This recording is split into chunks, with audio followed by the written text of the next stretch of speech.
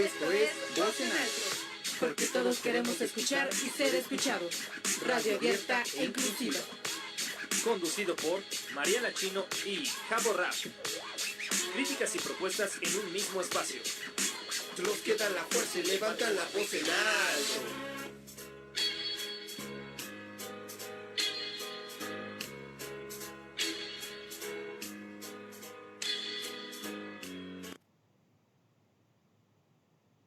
Pues muy buenos días a toda la gente que ya nos está sintonizando. Aquí nos encontramos en este sabadito. Pues con bastante... No sé, estuvo raro porque yo me siento muy acalorado, quizá porque llovió anoche por este lado. Pero bueno, aquí estamos muy contentos de estarlos recibiendo en este sábado. Hoy traemos un tema bastante interesante a toda la gente que nos está sintonizando, como lo pueden ver en el título. Traemos algo que va a darnos un programa bastante interesante. Tenemos a dos invitados también muy buenos y esperamos que lo vayan a disfrutar junto con nosotros. Así que bueno, pues después de la presentación les cedo los micrófonos a María. ¿Cómo estás, María? ¿Qué tal? Buen día. ¿Qué tal? Muy buenos días a todos. Saludo con mucho gusto y con mucho cariño a todos aquellos que tienen la oportunidad de vernos y escucharnos desde estas plataformas virtuales y por supuesto desde este programa, su programa Voz en Alto Radio. Y bueno, seguramente ustedes están en la comunidad de sus casas, igual que todos nosotros que estamos aquí, pues de alguna manera... tratando de iniciar este programa para que no solamente lo escuchan, sino que también podamos debatir y conversar respecto a este programa que para nosotros nos parece muy interesante poner sobre la mesa. Así es que, como dicen, la política no espera la pandemia y los problemas se tienen que debatir justamente en este tipo de espacios. Y pues la verdad es que me da muchísimo gusto poder compartir esta mesa con grandes personajes, diría yo, y además con grandes colegas, así es que es un honor poder estar en este espacio con Juan Zurita y con Francisco del Reyo, que son los que están de alguna manera presentes aquí. Y de verdad, siempre es un gusto poder posicionar la carrera y posicionar justamente qué es lo que nosotros hacemos y bueno, también este tipo de espacios nos permiten debatir ciertos temas que para otros podrán decir que solamente le compete a los abogados, pero no, señores, hay profesionales como nosotros que también podemos debatir este tipo de temas. Y bueno, pues aquellos que se están apenas conectando, les recordamos nuestras redes sociales, nos pueden encontrar en Twitter, en Facebook y en Instagram como Voz en Alto Radio. Estamos transmitiendo totalmente en vivo hoy 25 de julio, son las 10:06 a.m. en punto. Y bueno, Javier. Pues mira, pues el día de hoy vamos a, justamente como ya lo mencionas, tenemos aquí al buen Paco, a Juan, lo que traemos el día de hoy, pues, híjole, como bien mencionabas, a lo mejor pueden haber por ahí algunos otros invitados que pudieran sumarle más a esto. Al final, pues es un programa el día de hoy, pero obviamente tenemos la posibilidad de poder hacer los que sean necesarios. Finalmente, lo que queremos nosotros es abrir el debate, como ya lo dijiste. Esta pandemia pues nos ha pegado en todos los sentidos, pero también es importante el tomarle importancia, aunque suene redundante, a este tipo de temas, porque tenemos justamente en nuestras manos pues algo que efectivamente puede pasar desapercibido, pero ya tiene antecedentes de que han habido un par de intentos por tratar de meterle trabas a todo esto de que a veces pasa a ser más una censura que simplemente una limitante, ¿no? Entonces, pues vamos a tener esta conversación, este debate con algunos, bueno, con los invitados, evidentemente, ¿verdad? Pues de verdad es un honor estar en este espacio y me gustaría pues darle celeridad a esto porque ya sé que muchos ya quieren escuchar a los invitados que tenemos el día de hoy con ustedes, nosotros más bien. Y bueno, les presento, para aquellos que no conozcan, les presento a Juan Manuel Zurita Sánchez y déjenme darles un dato curioso porque además fue mi profesor en la facultad, así es que pues de alguna manera hay un referente ahí. Juan Manuel Zurita Sánchez es licenciado en bibliotecología por la UNAM, cuenta con estudios concluidos de maestría en bibliotecología por la misma universidad y de maestría en antropología social por la Escuela Nacional de Antropología e Historia, y desde el año 2003 es profesor de asignatura en el Departamento de Pedagogía del SUAYET de la Facultad de Filosofía y Letras de la UNAM, y a partir del año 2010 es también profesor de asignatura en el Colegio de Bibliotecología de la misma facultad. Juan Manuel Zurita Sánchez, muchísimas gracias por haber aceptado esta invitación y pues bueno, por estar el día de hoy con nosotros. Y también nos encuentra con nosotros Francisco Esquivel del Reyo. Él estudió también la licenciatura en Bibliotecología y Estudios de la Información de la UNAM. Posteriormente ha realizado diversos diplomados impartidos por INLMEX. Si es que lo digo bien, Francisco, si no tú me corriges. El primero en innovación educativa con dispositivos móviles y el segundo, igual en la misma institución, y tiene una formación docente en TICS y permanece en formación continua.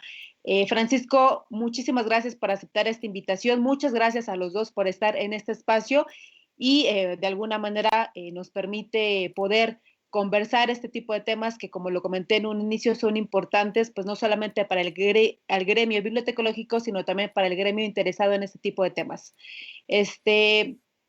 Muchísimas gracias, Francisco, muchísimas gracias, Juan Manuel, por estar en su programa Voz en Alto Radio. Es un gusto la invitación, María, de verdad, y gracias a ustedes, los admiramos mucho. Es padre compartir micrófonos y transmisión con ustedes como profesionales. Y de verdad, pues es un tema muy interesante y compartir con Juan, que es una persona que admiro y respeto mucho. De verdad, me parece sensacional empezar a abordar estos temas ahorita aquí en la... Gracias, Paco. También los halagos ya sabes que siempre han sido mutuos porque eres una persona muy de avanzada que ha incursionado en los medios y obviamente pues agradecer la invitación tanto a Mari como a Javier que se contactaron con nosotros y nos dieron la oportunidad de estar esta mañana con todo su auditorio. Pues muchísimas gracias a los dos.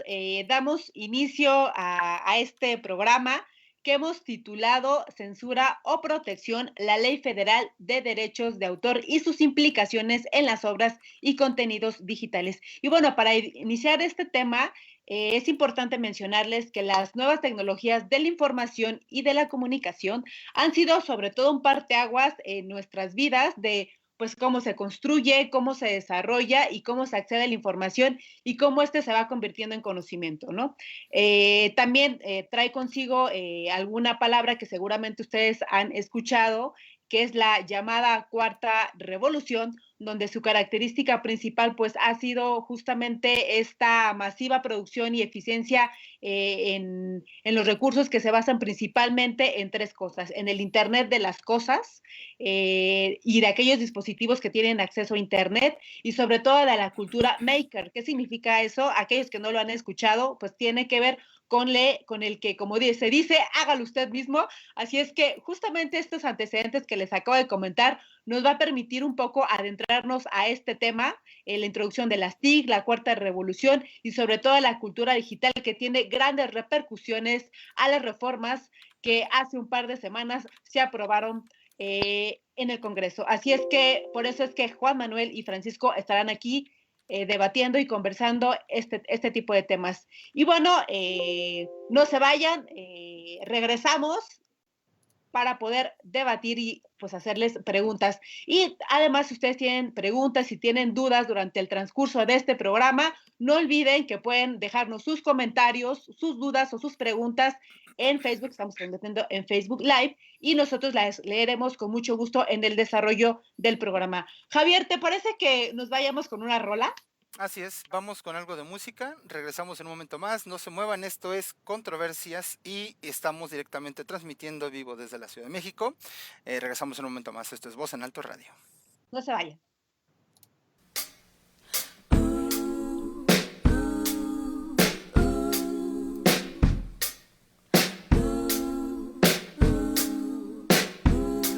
Is it time to disintegrate? Is it time to celebrate? Ooh, help me think of what to say. Will I die before I dance? Is this science or is it romance?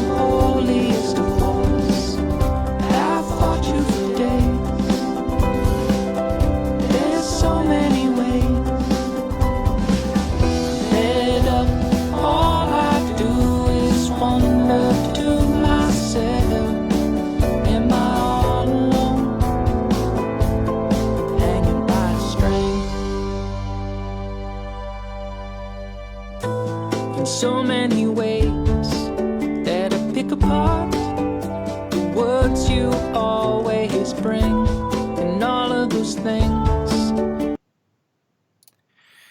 Y bien, bueno, pues ya estamos de vuelta, María. Y bueno, ahora sí vamos a entrar en la parte, como dice el meme de Luisito Comunica, ahora sí se viene lo bueno. Vamos a entrar en materia porque la verdad es que ya nos estamos tardando, ¿no? Pero bueno, cedo micrófonos para que continuemos con esto. Sí, pues hace un momento hablábamos un poco justamente de este tema y les daba como una información general de lo que vamos a hablar el día de hoy. Y aquellos que nos están viendo a través de este programa y nos acaban de sintonizar, estamos tocando un tema que es censura o protección en las recientes modificaciones a la Ley Federal de Derechos de Autor. Y para ahondar más en este tema, vamos a platicar con nuestros invitados. Está con nosotros Francisco del Reyo y Juan Manuel Zurita, que han decidido participar en este programa. Y quisiera lanzar la primera pregunta a todos ustedes, o más bien a ustedes dos. ¿A qué nos referimos? Justamente el tema es la Ley Federal de Derechos de Autor y sus implicaciones a las obras y contenidos digitales. Pero ¿a qué nos referimos cuando nosotros hablamos de esta cultura digital? Y también hay otro concepto que está ligado a la cultura digital que tiene que ver con la cibercultura.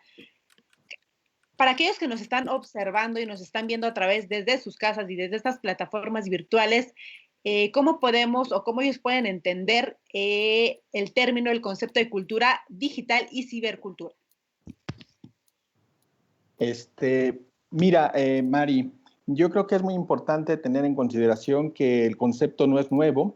De hecho, prácticamente podemos hablar que tiene 30 años con nosotros. Hay diversos autores, uno de los más representativos es Pierre Levy, quizá, que ha abordado el concepto de cultura digital o cibercultura. De alguna forma a veces son sinónimos, pero en resumidas cuentas podemos imaginar que tiene que ver con todas las relaciones sociales que nosotros como personas llevamos a cabo a través de los medios tecnológicos. Es decir, hoy día Internet, redes sociales, algún reproductor de contenidos y obviamente todas estas interacciones que algunos autores también denominan interacciones llamadas, mediadas por computadora, pues forman parte de esta cultura digital que al final de cuentas tiene 20, 30 años con nosotros y que en los últimos quizás 10 años se ha reafirmado de una manera más contundente. Pero al final de cuentas y en términos muy simples para que todos estemos bajo la misma sintonía, tiene que ver precisamente con el intercambio, con las interacciones y hoy fundamentalmente con la comunicación y el intercambio de información digital. ¿Cuáles son estos pros y estas contras de haber nacido en una generación digital? Porque seguramente la generación o la época en la que vivieron mis papás o la que vivieron pues mis abuelos, pues seguramente no tiene que ver con estas cuestiones, ¿no? Porque además la cultura y la educación son totalmente diferentes, ¿no? Entonces, seguramente, pues aquellos que nacimos en el siglo, en la última década del siglo XX y del siglo XXI, pues estaremos más relacionados a estos dos conceptos que tú acabas de mencionar. ¿Hay pros y contras de haber nacido justamente en esta generación digital? Desde luego, mira, toda generación implica un posicionamiento, una comprensión de una serie de retos y que obviamente están asociadas principalmente a la adquisición de empleo, al desempeño laboral, al desempeño social. Y esta incursión de las nuevas tecnologías, al final de cuentas, han acuñado un término que me parece la pena resaltar, que es la brecha digital. Esta brecha digital, al final de cuentas, se va encarnando de manera distinta de acuerdo a las circunstancias de cada comunidad o sociedad, pero han generado una serie de desigualdades que al menos desde el ámbito de la bibliotecología lo hemos identificado y en algún momento hemos visto que la alfabetización informacional y comunicacional son elementos que pueden precisamente apoyar a que esta brecha digital se vea reducida y de esa forma las personas, la ciudadanía en lo general, generen mayores habilidades y competencias precisamente para obtener o desarrollar un desempeño más apto en esta cultura digital. No es sencilla, no es fácil desarrollar esta tarea, lleva cierto tiempo la adquisición de habilidades, pero me parece que es el camino que hay que apostar y que sin duda hay organismos a nivel Latinoamérica y mundial que apoyan este tipo de posturas. Fíjate que qué bueno lo que tú mencionaste y creo que en este momento, en esta época coyuntural, lo hemos visto, ¿no?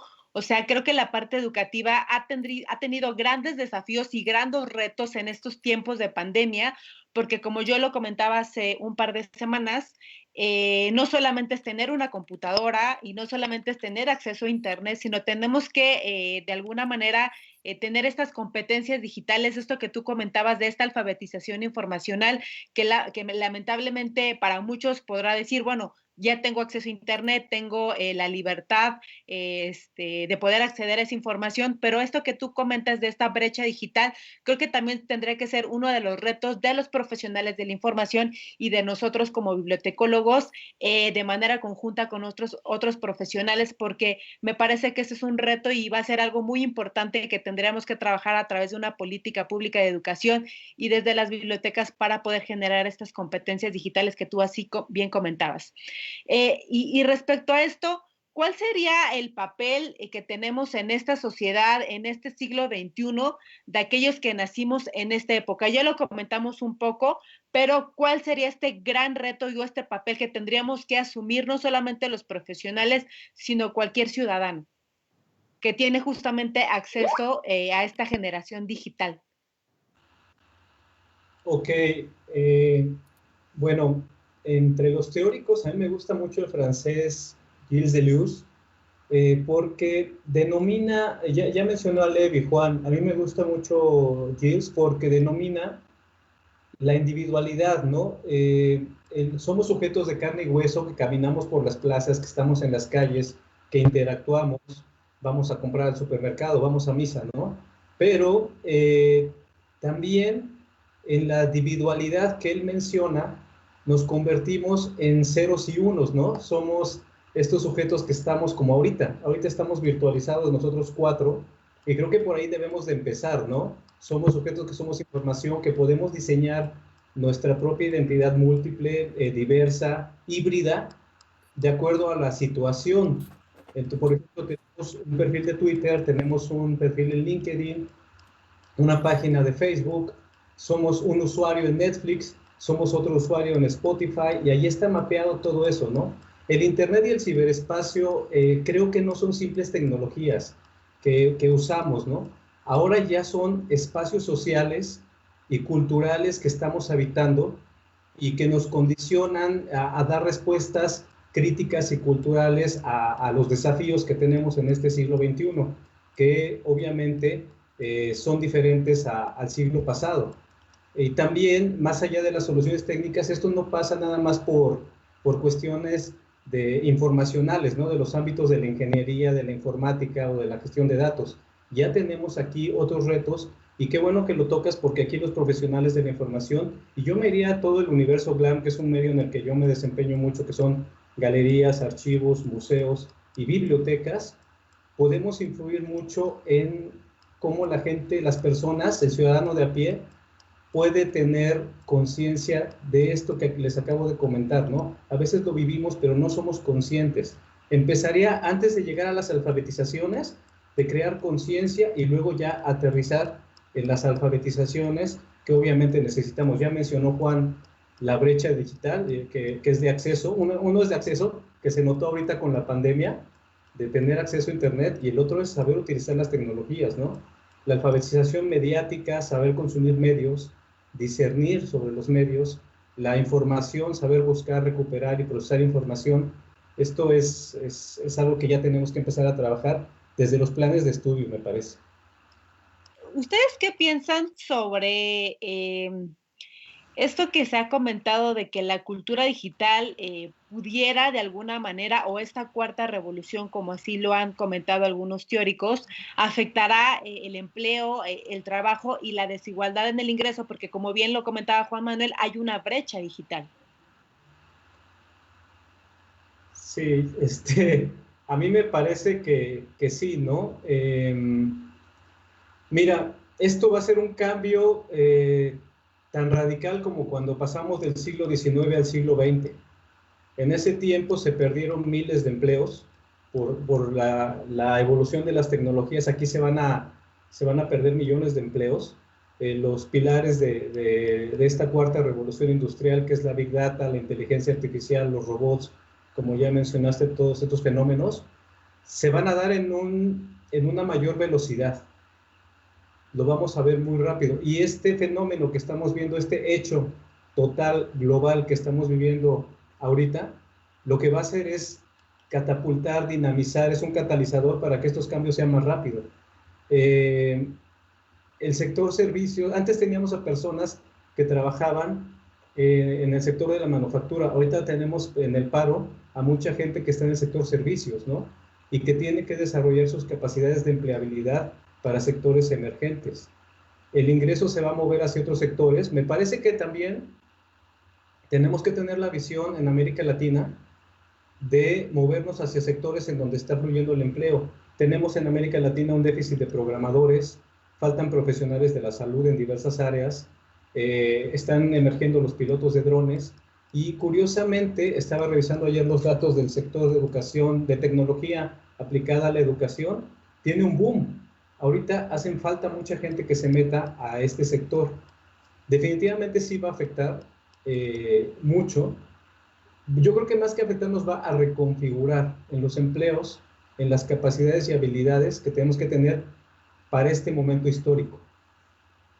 O sea, hay una transformación sin duda, tendría que haber una transición, como tú bien lo comentabas, ¿no? Tendremos que reconfigurar, ¿no? Esto que tú comentas, porque como muchos empresarios lo han denominado, este concepto de darwinismo tecnológico, es decir, aquellos que no se puedan o que no se logran adaptar, no van a sobrevivir, ¿no? Entonces, creo que esta transformación de alguna manera va a poder beneficiar a solamente aquellos, obviamente, que tengan esta capacidad de innovación, de creatividad y sobre todo de adaptación, ¿no? Sí, algo que querías comentar, Juan. Mira, estaba platicando con Leticia Carrera en el programa que tenemos en Infósferas y hablábamos del ADN yo le comenté, le hice el comentario a Leti, ¿no? Le digo, entonces el aprender y el desaprender, o sea, desaprender algo que tú ya dominabas y aprender algo nuevo, le digo, es el ADN del siglo XXI y ella me contesta, es una persona que es apasionada de la lectura, una colega también, y me dice, no, es que es el ADN de las personas, de los seres humanos. Hemos hecho este proceso desde que empezó la humanidad. El tema es que ahorita estos cambios van a ser muy rápidos y estamos viviendo en un mundo global en donde si pasa algo en Tokio, pues no es, ay, pobrecitos japoneses, no, ya pasó algo allá, no, esto es un efecto mariposa que nos va a pegar a todos. Entonces esto también es una nueva forma de humanidad más globalizada, diferente a lo que pasó cuando nosotros tuvimos que cambiar de la sociedad industrial en el siglo XIX. Esto es algo totalmente nuevo y yo creo que tenemos que aprender a vivir con la incertidumbre. Sí, creo que hay grandes retos. Me parece que esto tendría que ser un debate democrático, un debate más profundo respecto a las implicaciones que se tendría que tener respecto al acceso a la información, y el acceso a la información pues tiene que ver con muchísimas cosas, ¿no? Con la parte de imaginación, creatividad, creación, obras, etcétera, que justamente es lo que vamos a hablar en nuestro segundo bloque. Y ya para finalizar este primer bloque, respecto a la información, la cibercultura, la cultura digital, esta generación digital, estas brechas digitales que se han de alguna manera hablado, y estos retos y desafíos que tienen que tener los ciudadanos y que tienen que tener todos los profesionales, no solamente de la información, no solamente bibliotecólogos, sino en general. Creo que vale la pena preguntarnos y debatir respecto a qué es lo que está haciendo el gobierno respecto a esto. ¿Cuál tendría que ser la perspectiva del gobierno desde la opinión de ustedes dos a la hora de tomar decisiones y de diseñar políticas reglamentarias para ciudadanos, que a su vez, que es algo muy importante, que no solamente son simples ciudadanos como ciudadanos de a pie, sino también son ciudadanos que son productores de contenidos y también son creadores culturales, y por supuesto cómo reglamentar o cómo realizar una política pública respecto a los derechos de su autoría, ¿no? Si quieren, lo podemos decir después de este bloque para que pensemos un poco cuál va a ser nuestra respuesta, y vamos con nuestro corte. ¿Te parece, Javo?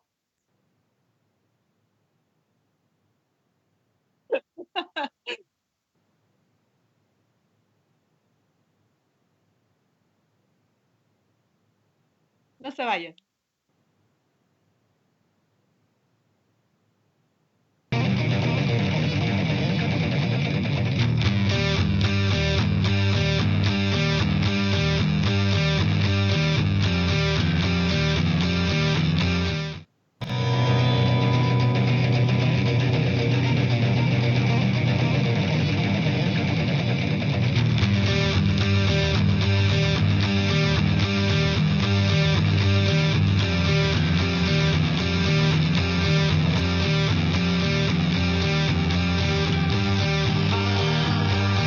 In life that I never used to hate. Oh.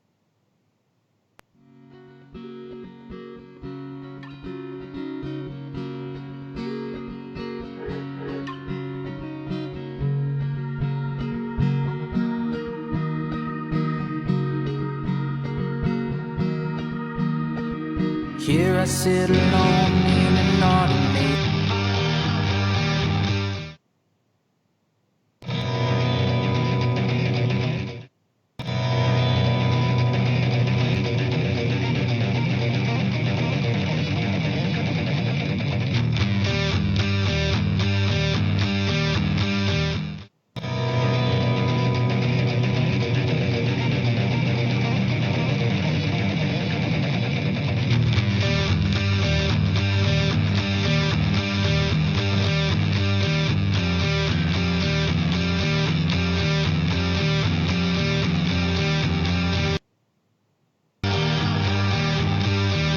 That I never used to hate. Oh my.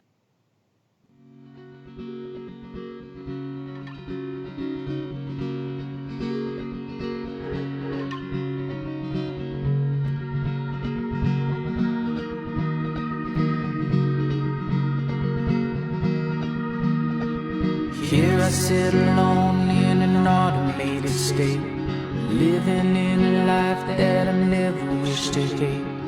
Oh my, oh me, oh. No, my, oh me, oh. I'm older now and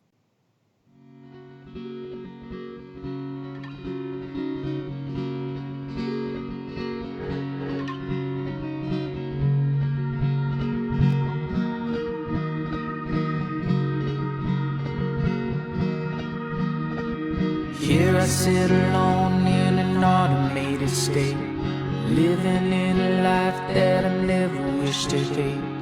Oh my, oh me, oh. No, my, oh me, oh. I'm older now and the faces see. Muy bien, ya estamos de vuelta después de este pequeño corte musical. Pues bueno, dejamos por aquí a Juan con las palabras en la boca, pero bueno, Se rima en la boca. sí, pero respondiendo a la pregunta que estaba haciendo María antes del corte, pues ¿qué nos puedes comentar, por favor? Gracias, Javier. Mira, yo creo que habría que atender plenamente lo que acaba de comentar Paco hace un rato, que tiene que ver con identificar precisamente las diferencias, las agencias donde las personas están haciendo pleno uso de la tecnología y donde obviamente los cambios que tienen que ver con el trabajo, con el desempeño en la sociedad, pues van marcando una serie de pautas que indudablemente hay que atender. En este caso, el gobierno tiene que ser muy sensible precisamente a todas estas diferencias, a todos estos cambios y no seguir pensando, vamos a llamarlo así, como si estuviéramos en el siglo XX. Realmente los cambios que se han suscitado en los últimos tiempos, en los últimos años, y esta pandemia nos lo ha dejado muy claro. Las formas de relaciones sociales han cambiado de manera muy sustantiva y la tecnología ha abundado plenamente en ello. Y las políticas públicas que el Estado debe precisamente de trabajar, de proponer, tienen que estar apostadas precisamente en estas diferencias y en las nuevas formas de interacción que tienen las personas en todos los sentidos. Y en ese aspecto me parece que muchos gobiernos a nivel del mundo, incluso gobiernos locales, han quedado a deber, porque siguen pensando de una forma muy tradicional, de una forma muy centrada en lo que implican meramente cumplir nada más con un gobierno que tradicionalmente da cuentas de manera muy sencilla. Entonces, me parece que el gobierno tiene que trabajar más, tiene que reposicionarse, tiene que reconvertirse o reconfigurarse precisamente para atender esta serie de diferencias que ya ha mencionado también Paco. Sí, justamente esta última pregunta es una pregunta base, porque me gustaría de aquí partir de una serie de preguntas que también tenemos preparado para ustedes dos, porque justamente en esta época la Cámara de Senadores y la Cámara de Diputados aprobó diversas reformas respecto justamente a esta Ley Federal de Derechos de Autor, y no solamente a la Ley Federal de Derechos de Autor, sino también al Código Penal federal, justamente derivado de esta implementación del tratado entre México, Canadá y Estados Unidos, el TEMEC, que entró en vigor el día 1 de julio. Entonces, es decir, esta ley y estas modificaciones que se hicieron recientemente, se discutió un poco que cualquier persona podía alegar, es decir, sin tener ninguna prueba, sin tampoco la necesidad de ir con un juez, ni demostrar absolutamente nada de un contenido que de alguna manera violara justamente esto que les acabo de comentar, derechos de autor. Entonces, se obliga de alguna manera a que las empresas de Internet o que a los proveedores de servicios en línea, llámese YouTube, Facebook, Google, etcétera, estarían obligadas a remover justamente estos contenidos que para muchas asociaciones y personas interesadas en este tema eran reformas que se aprobaron que eran totalmente inconstitucionales porque violaba justamente esta libertad de expresión, y es cuando nosotros hablamos de que se violan ciertos derechos fundamentales, ¿no? Entonces, no solamente se le impone esta obligación a las empresas de Internet de establecer filtros y censura justamente de contenidos, porque esta ley tiene que ver con dos cosas, con la parte de contenidos también digitales. Y lo que se estaba discutiendo y lo que de alguna manera se criticaba es que no había ningún procedimiento legal y no se investigaba si se violaba o no los derechos de autor. Entonces, me parece importante que discutamos esto, sobre todo porque para muchas asociaciones, para muchos profesionales, pues de alguna manera era totalmente inconstitucional, violaban ciertos artículos de la Constitución. Y de ahí va como la siguiente pregunta para ustedes. ¿Qué tipo de obras en este momento protege la Ley Federal de Derechos de Autor? ¿A qué le podríamos llamar una obra? ¿Y en qué consistían estos derechos, o en qué consisten estos derechos morales y patrimoniales? Justamente porque lo que yo les comentaba es que no solamente somos ciudadanos que entramos a Internet y que podemos acceder a la información, sino también muchos de nosotros somos productores de contenidos. O sea, tenemos un claro ejemplo, este programa, ¿no? En donde este programa no solamente debatimos, dialogamos, sino también generamos nuestros propios videos, etcétera. Entonces, no solamente somos ciudadanos, sino somos productores de contenidos y también somos creadores culturales, y también de alguna manera queremos pues que se respeten nuestros derechos de autor. Pero ¿qué pasa actualmente con esta ley? ¿Qué es lo que protege y a qué le podemos llamar como una obra y a qué se le llaman estos derechos morales y patrimoniales para todos aquellos que nos ven en este programa en este momento, y que les quede un poco claro sobre este tema y por qué tendría que ser importante, aunque no soy creador, pero que también yo accedo a esta información? Mira, has tocado un elemento muy importante de la ley que tiene que ver con conceptos muy básicos, fundamentalmente el de obra. El de obra podemos imaginarla de manera muy sencilla como cualquier creación venida por parte de los seres humanos, e incluso aquellas cuestiones que tienen que ver quizás con inteligencia artificial. Ahora bien, la ley de derechos de autor, en el caso de México, protege cualquier manifestación que tiene que ver con la literatura, la música, el arte, el teatro, la escultura, incluso caricaturas, historietas, obras cinematográficas, programas de radio como fotografías, obras de arte, programas informáticos. Entonces, la diversidad que tiene contemplada la ley es muy amplia en este sentido. Y al final de cuentas existen estas dos grandes diferencias que tú misma me has preguntado. ¿Qué son los derechos morales y qué son los derechos patrimoniales? Los derechos morales son aquellos que tienen que ver con el autor exclusivamente, es decir, con su derecho a que su obra sea reconocida a nivel internacional, a nivel local, y que de alguna forma tiene la potestad para decidir si esta obra se hace pública o no, y en caso de que se haga pública, cuáles son los mecanismos para que esta obra sea reproducida. En ese sentido, los derechos morales nunca se pueden renunciar a ellos, son inherentes al autor, y me parece que esa parte está completamente entendida y comprendida en la cultura en lo general y en la cibercultura, como lo comentamos hace rato. La parte de los derechos patrimoniales que tiene que ver con el usufructo de las obras es la parte quizás donde más la ley tiene que incidir, y obviamente incide porque juega la labor de un tercero. Cuando un autor decide poner en circulación su obra, muchas veces no tiene los mecanismos o los medios para poder alcanzar los públicos a los cuales él desea llegar. Entonces busca a un tercero precisamente para apoyarse en él y cede los derechos patrimoniales, es decir, la de publicación, la circulación de la obra, de su producto, y al final de cuentas el usufructo precisamente de ese trabajo. Es ahí donde los derechos patrimoniales forman un bloque muy importante que hay que tener en consideración, porque al final de cuentas entra un tercero que no es propiamente el autor. Por ejemplo, cuando tú hablabas de estas obras, es decir, yo puedo realizar o elaborar una obra, ya sea si soy pintor, si soy músico, si soy fotógrafo, si soy escritor, etcétera. ¿Podrías dar un ejemplo sobre el derecho moral y el derecho patrimonial respecto a este tipo de obras?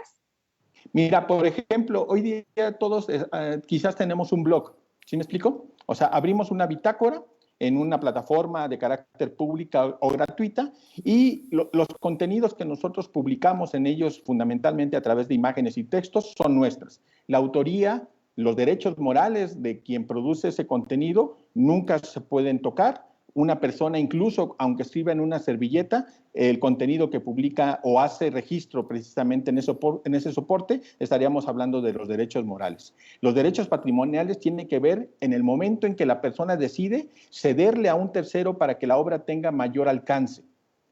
Los editores, por ejemplo, son las figuras más tradicionales y comunes en torno a ello, pero en el caso de las plataformas digitales hay muchos otros actores más que entran en juego, ¿no? Quizás en algún momento ahí Paco tenga unos ejemplos mucho más ilustrativos para ello, porque al final de cuentas son muy importantes actores recientes que hay que tomar en consideración. Sí, porque no solamente se trata de regular o de proteger estos derechos en papel, vaya, en físico, sino también estas obras que también son digitales, que es lo que justamente hablábamos sobre esta generación digital, que ya los productores y creadores ya no es en papel, ¿no? Sino ya ahora ocupan estas tecnologías. A eso voy a abonar un poquito. Estuvo excelente la explicación que dio Juan. Y ahorita voy a comentar en el chat, si me permiten compartir, porque ha habido colegas, María, Javo, Juan, y a todos los invitados que están viéndonos ahorita, participando. Tenemos excelentes especialistas. No me voy a desviar ahorita. En lo que acabas de comentar, María, para seguir el hilo conductor. Hablamos de los contras hace un momento que nos preguntaste sobre la generación digital. Dentro de los pros, y creo que aquí esto es el tema de fondo, hay un fin ulterior, hay algo ulterior, que es que hoy tenemos más acceso a la información, la cultura y el esparcimiento que en otras épocas de la humanidad, ¿no?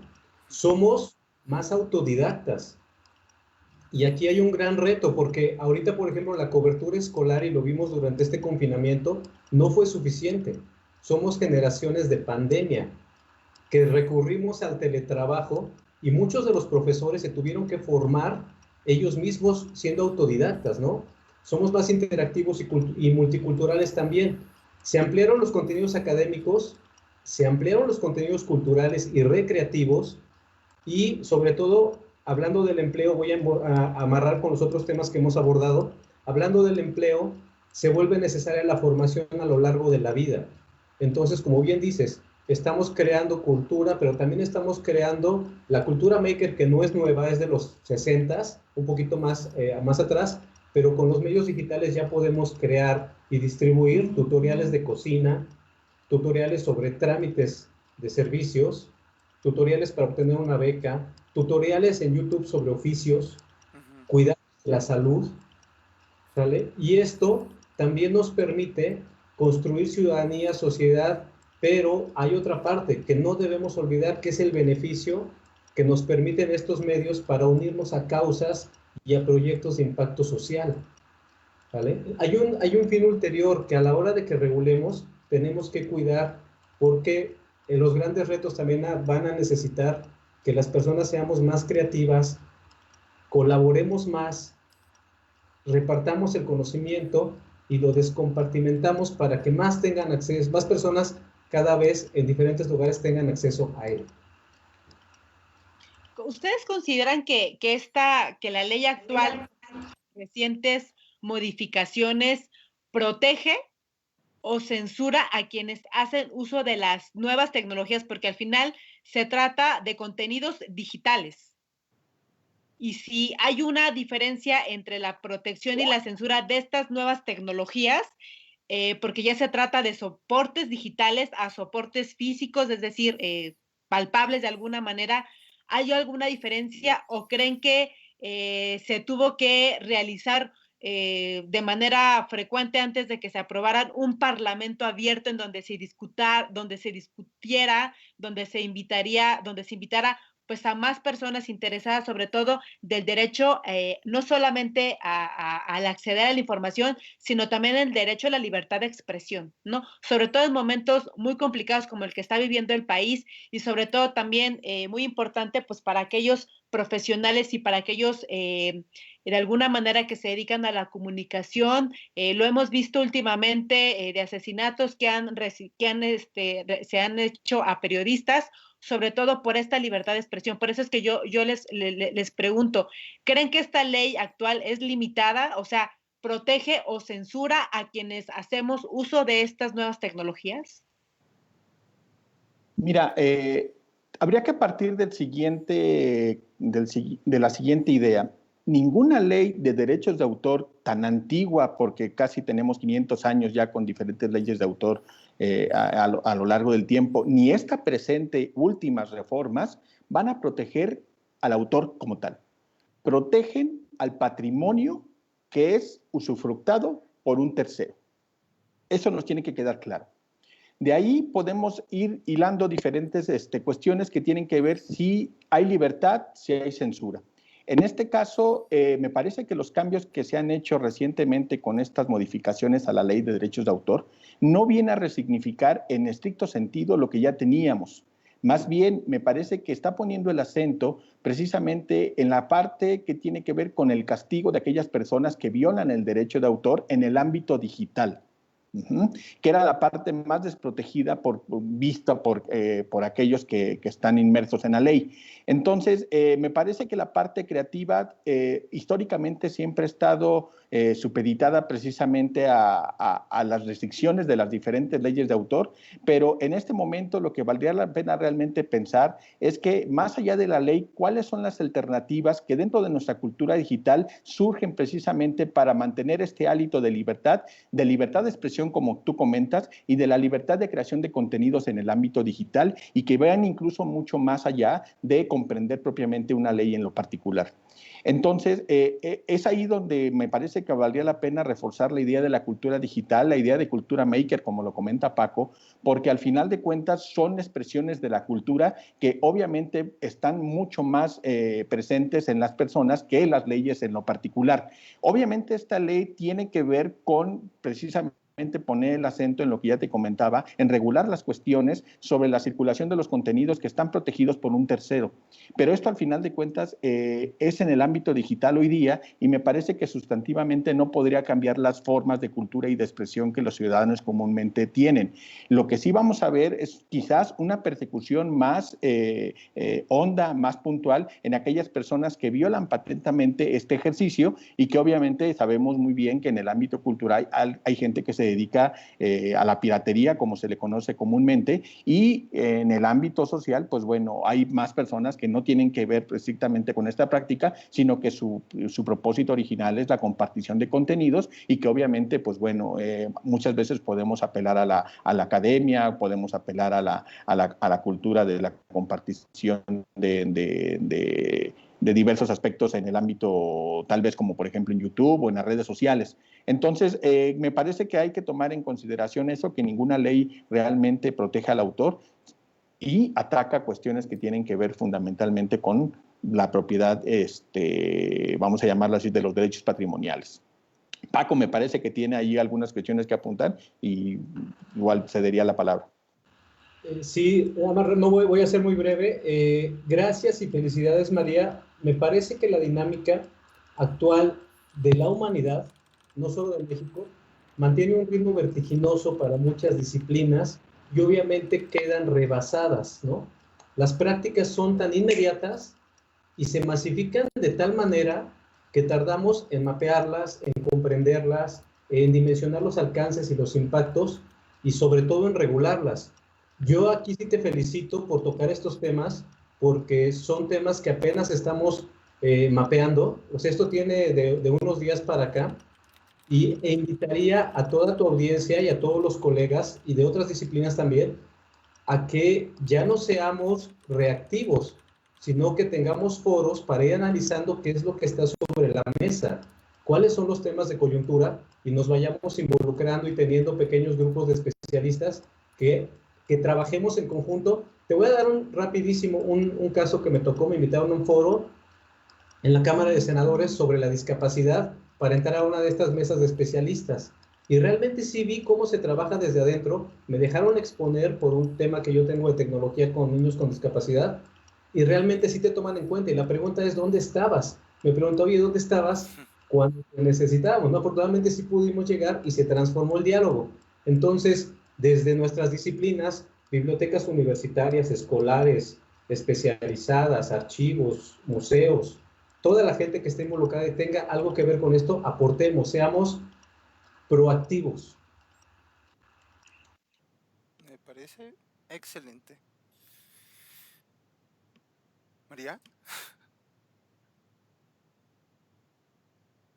Sí, pues bueno, esto se está poniendo muy bueno, pero tenemos que ir a un corte, lo sentimos, y regresamos.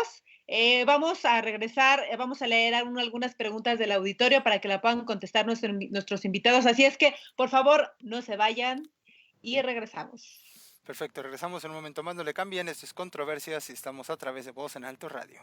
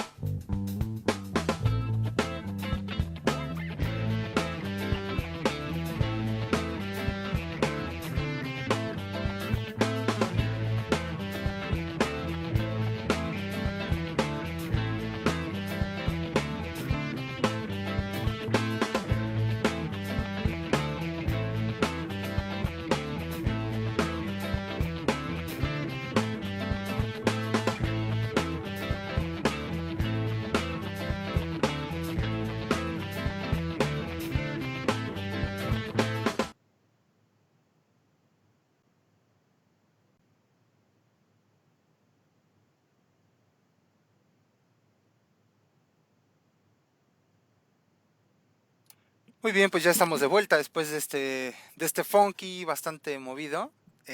Ahora sí venimos con la parte de... Bueno, ya tuvimos un comentario de parte de redes sociales, bueno, directamente en la transmisión. Hay gente que está comentando, incluso hay una pregunta y efectivamente la van a responder en un momentito más nuestros invitados.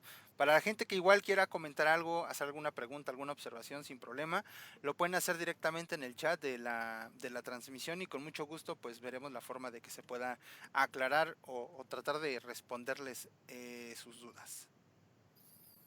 Sí, justamente quisiera de alguna manera hacerles alguna serie de preguntas a ustedes dos, porque se ha generado muchas controversias. Ahora sí, como el nombre de nuestra acción, se ha generado controversias respecto a estas modificaciones de la Ley Federal de Derechos de Autor, sobre todo porque en redes sociales, seguramente aquellos que nos ven y también nosotros lo hemos visto, es que la gran preocupación era que, híjole, ya no iba a poder subir memes, ya no iba a poder subir estos videos de sátira.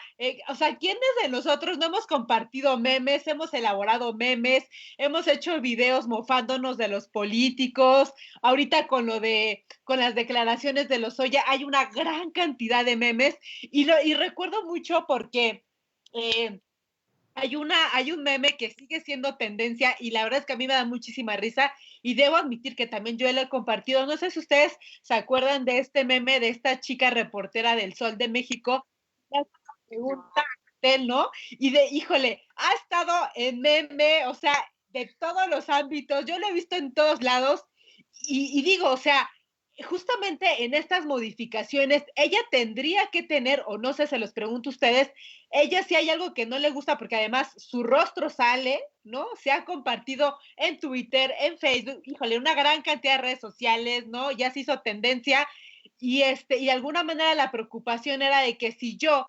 le puedo decir a la plataforma, quiero que quiten esto o demandar a alguien que subió eso, hay dos cuestiones muy importantes porque también de alguna manera en estas modificaciones que se hicieron al Código Penal era que podrías ir directamente a la cárcel, ¿no?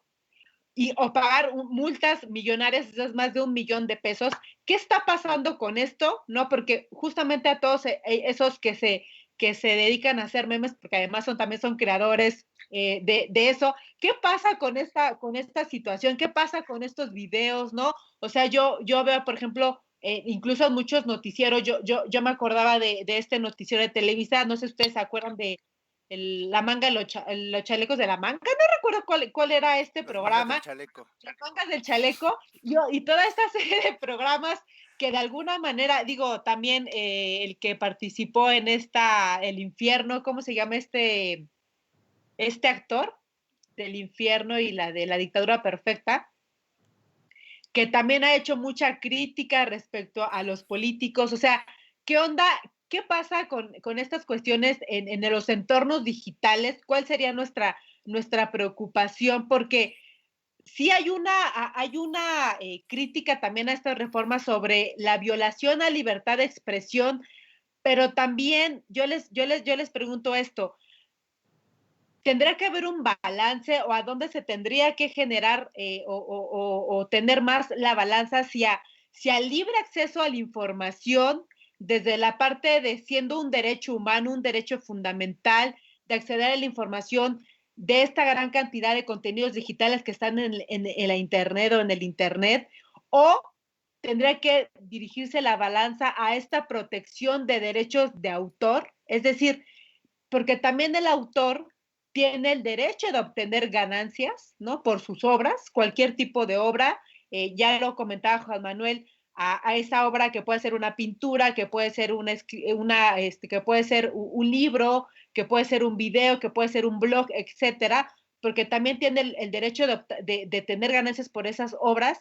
¿Y qué es lo único que puede decidir? Es el único que puede decidir si su obra se puede compartir libremente o no. ¿Qué piensan respecto a todo esto que está causando alboroto en redes sociales, no? Incluso también, ¿no? O sea, ¿qué pasa con mi celular? Yo tengo todo el derecho, yo lo pagué, tengo todo el derecho de hacerle modificaciones, ¿no? Lo vemos incluso con las computadoras, ¿no? Que ya le puedo poner otra memoria RAM, que ya le puedo poner, vaya, ¿Qué onda? ¿Qué pasa con todo esto? ¿Por qué ha generado gran controversia respecto a todos aquellos que tenemos acceso a contenidos digitales? Y lo importante es de que también somos creadores de contenidos, ¿no? De contenidos digitales. Mari, mira, yo creo que lo que habría que tener primero en mente es que hay que ser serenos, no hay que volarnos la cabeza. Las reformas a la ley estrictamente tienen que ver con, y de hecho voy a citar aquí un poco el título precisamente, dice que son de las medidas tecnológicas de protección, la información sobre la gestión de derechos y de los proveedores de servicios de Internet, que precisamente está en el título 4, capítulo 5. ¿Qué significa esto? Tiene que ver estrictamente con lo que ya comentamos, con respecto a aquellos canales de difusión de contenidos que en algún momento ahora se van a ver obligados a retirar precisamente estos elementos que sin mediar ninguna autoridad alguna pueden ser puestos en contradicho los contenidos y obligar a esta persona a retirarlos. Esa es una cuestión que al final de cuentas muchos han interpretado como cierta censura. En efecto, la hay, pero esta ley, al menos ahorita como está redactada o plasmada, no viola nuestra libertad en el sentido como la conocemos. Y esto valdría la pena dejarlo muy en claro. Claro. Ahora, sí, que es una de las primeras preocupaciones que tienen las personas. Entonces, en ese sentido, me parece que no ha cambiado de manera sustantiva. Me parece que ha puesto el acento en lo que tiene que ver con la cuestión de la protección de los derechos patrimoniales de los contenidos digitales, pero al final lo otro queda prácticamente intacto. Entonces, en este desbocamiento social que tenemos a través de las redes sociales, donde obviamente intentamos denunciar aquellos abusos que en algún momento el gobierno puede tener hacia nosotros, nos ha llevado precisamente a malinterpretar en algún momento todo esto y ha acarreado esta ola de malas interpretaciones con respecto a la ley. Lo que sí nos tiene que quedar muy en claro, y lo reitero, ninguna ley protege realmente los derechos morales del autor. Es decir, esta decisión por parte de quien produce las obras, para decidir precisamente cuál es el mejor mecanismo de difusión de ella, y esto atiende precisamente quizás a los aspectos que ya mencionas con respecto a esta chica del meme, su imagen, por ejemplo. Ella está violando su imagen, y su imagen es parte de su autoría como persona. Ahí me parece que sí tendría que entrar un abogado precisamente a repensar la ley y ver de qué forma está violando su imagen, los reiterados memes que están siendo puestos en Internet, y en algún momento tener una actuación legal sobre ese ejercicio. Creo que Paco nos puede precisamente apoyar en este aspecto porque él siempre tiene ejemplos más concretos sobre esto que te estoy comentando. Sí, fíjate que sí hay un ejemplo que estuve leyendo y documentando, que es precisamente un señor que es un meme. Espero que ser gráfico para ver si no tengo la imagen aquí. Es un señor que está riéndose, blanco, caucásico, es un señor ruso que está así. Ah, sí, es cierto, ya lo he visto. Sí. Parece un poquito triste, ¿no? Es un señor que parece como enojado siempre. Déjame la busco, si podemos la ponemos ahorita. Sí, la podemos poner en compartir, Javo. Sí. Ajá, ¿te la encuentras, Javo? Me viene ahorita por este caso, ¿no? Este señor realmente se hace una sesión fotográfica, según él lo narra en una historia, él lo narra su experiencia con el meme, y realmente al principio de la experiencia, la fotografía, la toma el fotógrafo y la difunde, el que le tomó la foto la difunde, y se convierte en meme. Y el señor no sabe que es un meme. De repente en la calle lo ven y se ríen con él, y él pensó que pues lo conocía, ¿no? Narra toda la historia para ser breve.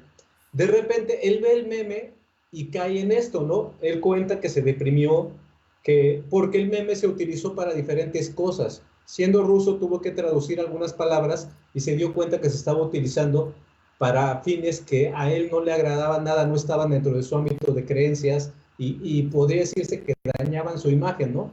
Sí. Lo curioso del caso fue cómo él convirtió esta experiencia y de repente se hace otra segunda sesión de fotos y ahora el señor ya comercializa su imagen.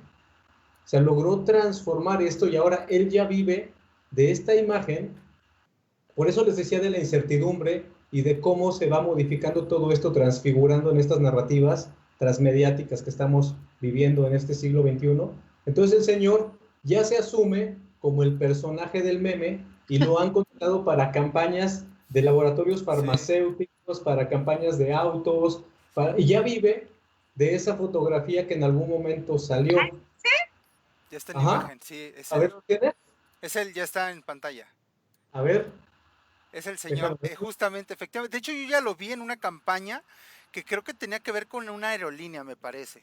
Sí, sí Algo lo han así. contratado aerolíneas. Ajá, entonces ya estuvo trabajando en una campaña y es justamente ese señor, exactamente. Exactamente, es él. Es él, No recuerdo el nombre porque, bueno, está en ruso, ahora sí que está en ruso, exacto. pero la historia es muy buena. A ver si la puedo compartir ahorita en el chat para que la lean. Ujú. Y hay mucha gente, ¿no? Digo, acá en México, Chaparro Schwarzenegger me parece también un ejemplo buenísimo, ¿no? Y hay mucha gente que le ha podido dar la vuelta a esto. Yo creo que, como dice Juan, no nos encasillemos, ¿no? Tenemos que ser muy cuidadosos, como también hay casos en los que se le ha arruinado la vida a las personas. Y aquí a veces me preguntan si la tecnología es mala o buena. Yo digo que la tecnología no lo es. Las personas somos las que están detrás de la tecnología. Y a mí Ahí está la foto. Sí, y a mí me viene a la mente, por ejemplo, recordaremos ya es viejo, es de los principios de YouTube, al gordito que se cayó, ¿no? El de Monterrey, de ya, güey. Recordaremos ¿Sí? ese episodio, entonces obviamente su imagen fue así como de, ay, qué tontito, ¿no? Y después resultó que lo contrató Emperador. Igual con el periodista que decía, Loret de Mola es no sé quién. Y Joaquín López Dóriga es un no sé qué tanto. Y de pronto, ¿estamos al aire? Avísenme. Y también lo contrató Emperador. Entonces, hay pequeños grandes errores que han tenido, más bien han sido como un acierto sin querer.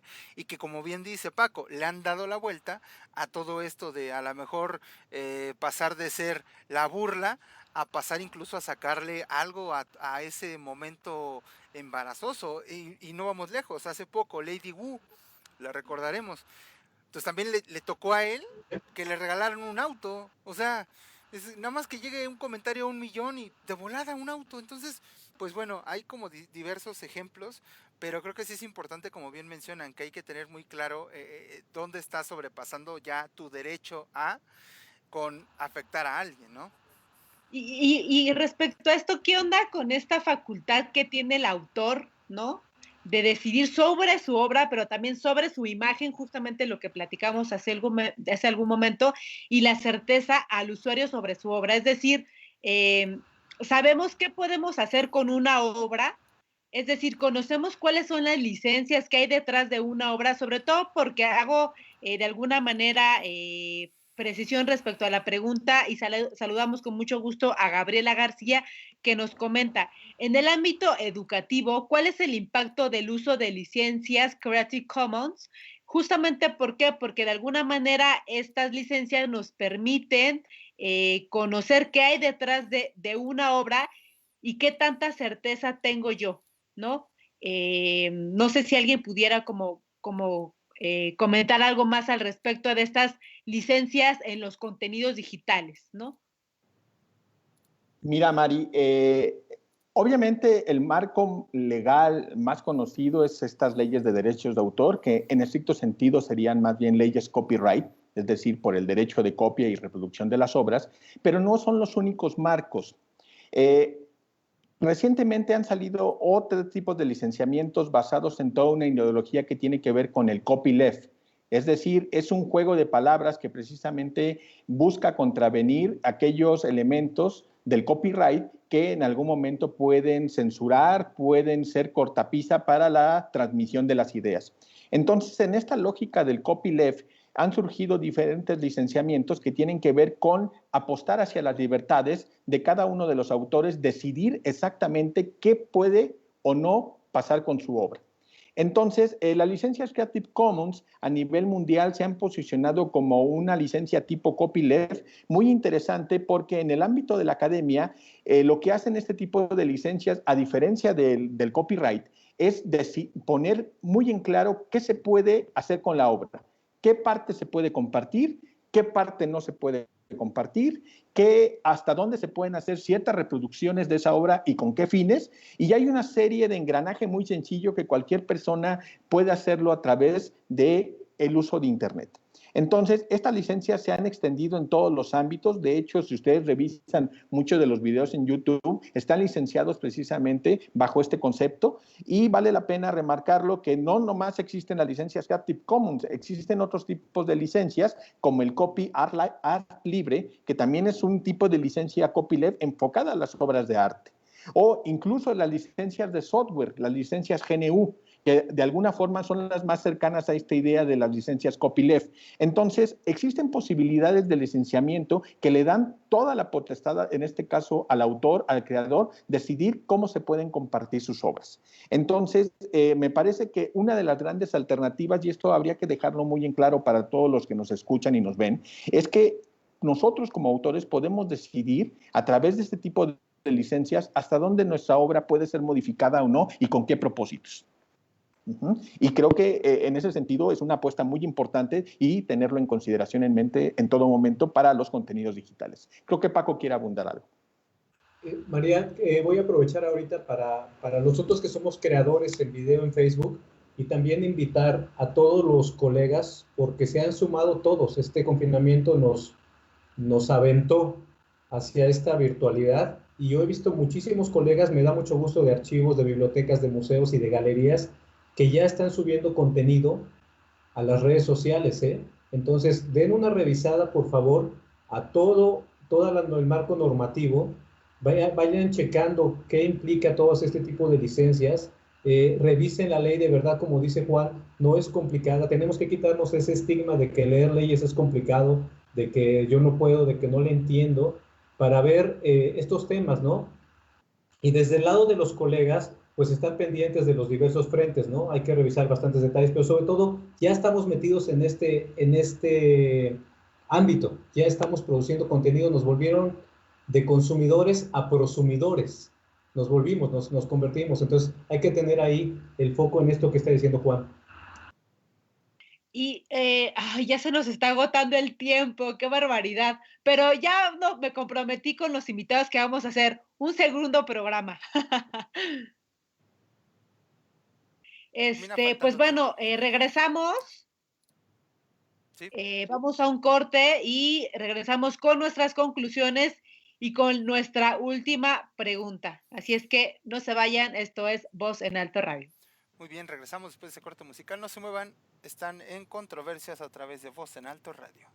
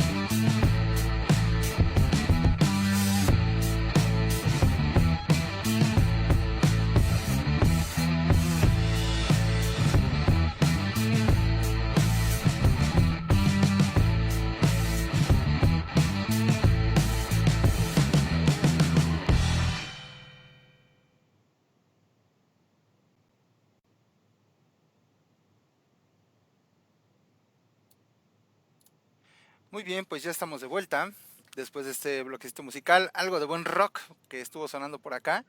Y bueno, pues todo lo que inicia debe de concluir, dicen por ahí, ¿no? Y la verdad es que no quisiéramos porque este tema está bastante bueno, pero como ya nos dijo María, pues viene un segundo programa y yo la verdad pues ya con eso puedo decir, está bien, ok, acabemos con este. Exacto, ya lo acordamos. Exacto. Es que es un tema muy largo, es muy grande y de verdad no hemos tocado muchos otros puntos que cuando nos reunimos para platicar sobre el programa tocamos, o sea, de verdad esto no es fácil y obviamente pues nos hace falta tocar más quisiéramos hacerlo, pero no nos da el tiempo para esto. Pues bueno, pero ya dijimos que vamos a hacer otro segundo programa, así es que Perfecto.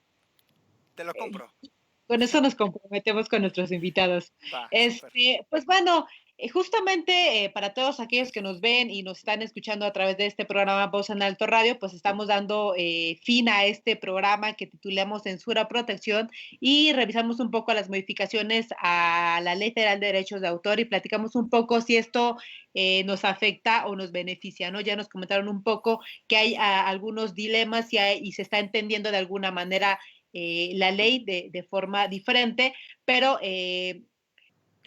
vamos a resumir, esperemos que nos ayude Juan Manuel y Francisco de manera muy concreta. Para aquellos que nos ven y que nos escuchan a través de este programa, ¿cómo nos está afectando actualmente estas modificaciones a la ley? Entiendo que estas modificaciones se hicieron los primeros días de julio porque fue aprobado por la Cámara Alta, pero se tiene 180 días durante los cuales se podrán realizar algunos ajustes y modificaciones o aclaraciones pues para su mejor interpretación de esta ley. ¿Qué tendríamos que hacer en este momento? Si nos tendremos que quedar así o qué acciones tendríamos que emprender los ciudadanos y los profesionales como nosotros que tenemos acceso a estos contenidos digitales y cómo es que me tendría que afectar o si es que me afecta o prácticamente sería, pues es que a mí la subida del dólar no me afecta. Entonces, tendría que afectar a mí como ciudadana, como productora, como aquella que comparte memes asiduamente. ¿Qué es lo que me tendría que afectar? O si es que me afecta esta ley, supongo que sí, pero bueno, ustedes nos decían de manera muy general. Y saludo con mucho gusto a Julián Peñaflores, dice saludos cordiales desde Puebla. También a Ana Laura Aguilar, felicidades a los participantes y en especial a Juan y Francisco. Gracias por hablar de estos temas tan importantes. Saludamos con mucho gusto a nuestra audiencia. Y bueno, ahora sí les damos la palabra a ustedes dos. Gracias, Mari. Mira, yo para concluir tendría que decir lo siguiente. Me parece que la Ley Federal de Derechos de Autor, así como está configurada en este momento, no atenta contra la libertad de expresión, no censura los contenidos hasta ahorita. Hasta ahorita. Hay una puerta que se puede abrir precisamente a partir de la interpretación de denuncia y retirada de los contenidos. Incluso esto tendría que ir asociado precisamente a la generación de otras leyes que están en ciernes. Entonces, en ese sentido, sí tendríamos que tener mucho cuidado y empezar a trabajar para que las personas, el gremio y los diferentes frentes encuentren la posibilidad de reflexión sobre esta ley y generar propuestas y llevarlas a la Cámara de Diputados. Entonces, me parece que lo que nos resta de aquí para adelante es analizar más a fondo esta ley y proponer a través de estos frentes que ya he mencionado, propuestas para generar candados, vamos a llamarlo así, frenos a que esta ley no atente contra la libertad de expresión y la posibilidad de creación y circulación de obras en el ámbito digital. Muy bien. De mi parte, bueno, me parece que debemos trabajar mucho y todos en la difusión de los derechos morales y patrimoniales de los autores y sus contenidos. Esta ley realmente, como coincido con Juan, me parece que tenemos que verla evolucionar. Ahorita es muy pronto, vamos a verla evolucionar, sí tener cuidado. A mí me preocupa mucho como creador, como ya lo dijiste María, porque somos creadores, el el que no se ataque la creatividad y la originalidad, porque tenemos grandes situaciones que resolver en el mundo actual y necesitamos más y mejores creadores. Me preocuparía que se coartara esa parte. En alguna ocasión durante la semana platicamos de este ejemplo de las personas que ya no hacen las cosas por creatividad porque hay un ente coercitivo que te está inhibiendo, ¿no? Pero me parece que lo principal es el desconocimiento, más que la propia ley, el que desconozcamos los impactos que puede tener y que no socialicemos la información.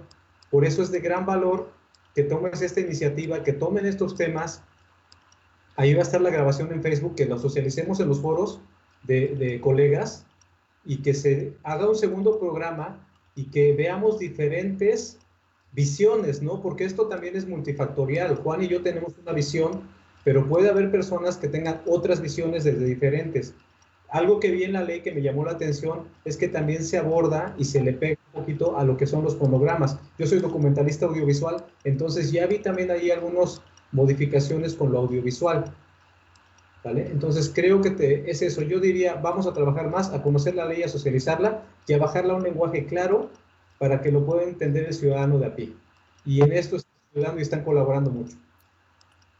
Sí, justamente porque se abre este debate y me gustaría que esto lo abordáramos en otro programa que tiene que ver justamente con que la comunidad, sobre todo que se dedica a hacer la parte de contenidos digitales y algunas asociaciones en pro de esta libertad y de este acceso a la información, comentaban un poco que se criminalizaba y se sancionaba severamente respecto a las medidas tecnológicas de protección, es decir, romper candados digitales, es decir, que no podrás hacer intervención en tus propias impresoras, en tus propios electrodomésticos, en tus celulares, incluso en tus automóviles, etcétera, porque se criminalizaba, es decir, había grandes multas millonarias y hasta comentaban que 6 años de cárcel para personas que podían de alguna manera eludir esos candados digitales al modificar por los propios dispositivos tecnológicos. Entonces, sería yo creo que importante ahondar en este tipo de temas y ver en efecto, ¿no? Se estaba discutiendo un poco que se iba a hacer